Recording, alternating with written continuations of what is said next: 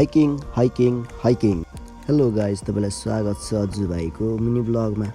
आज चाहिँ हामी युवा वर्ष स्काउट ट्रुपदेखि हाइकिङ जान लागेको ट्र्याक लाएर होइन, ट्र्याक सबैजना चाहिँ आफ्नो कार्यकक्षतिर लाएर सामान बोकेर ट्र्याक हाम्रो हाइकिङ स्थानतिर नक्सा हेर्दै रेखा हेर्दै नाच्दै गाउँदै आफ्नो प्रतिभा प्रस्तुत गर्दै स्काउटको एउटा क्षमता देखाउँदै स्काउटको नक्सातिर हाइकिङको उद्देश्य अनुसार हामी चाहिँ आफ्नो गन्तव्यतिर अगाडि बढिरह्यौँ।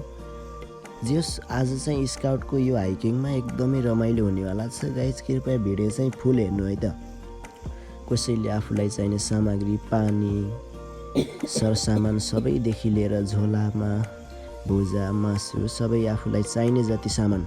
स्काउट आफैमा निर्भर रहन्छ, आत्मनिर्भर रहन्छ, त्यसैले सबैले आफूलाई चाहिने जति सबै बोकेर हिँडिरहेका छन् भने सबै ट्यालेन्ट नै छन् है त। नास्ताको लागि खाजा पनि निकै नै मिठो पकाएका छन् र हाम्रो स्काउटमा खाने मात्र हुँदैन, खेल्ने मात्र हुँदैन, धेरै कार्य हुन्छ। आज चाहिँ हाइकिङको उद्देश्यमा हामी चाहिँ नाच्ने, देउसी भैलोदेखि लिएर सबै थोक गरिरहेका छौँ। अज्जु भाइलाई माया देखाइदिनु होला साथीहरू।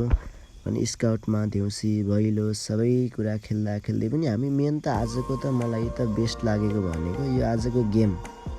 आँखामा यस्तो स्कार्फले बाँधेर जताततै त्यो आँखाले नदेखिकन हिँड्दाको मजा त बेग्लै नै हुने रहेछ। सायद हाम्रो स्काउट ट्रुपमा पहिलोपटक यसरी गेम खेलाइदिएको थियो।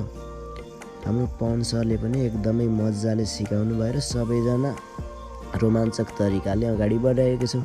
एकदमै बेस्ट भनेको चाहिँ आजको यही गेम भएको र आजको हाइकिङ चाहिँ एकदमै बेस्ट भएको छ। जिन्दगीको लागि एकदमै सम्झन लायक हाइकिङ जस युवा वर्ष स्काउट ट्रुपको एकदमै राम्रो, एकदमै गतिलो भनेको यो हाइकिङ भएको छ। कृपया भिडियोलाई अन्तिमसम्म हेरेर साथ दिनुभएकोमा सबैलाई धेरै धेरै धन्यवाद दिन चाहन्छु र अज्जु भाइलाई यसरी माया देखाइदिनलाई गाइज मिनी ब्लग आउने नै छ।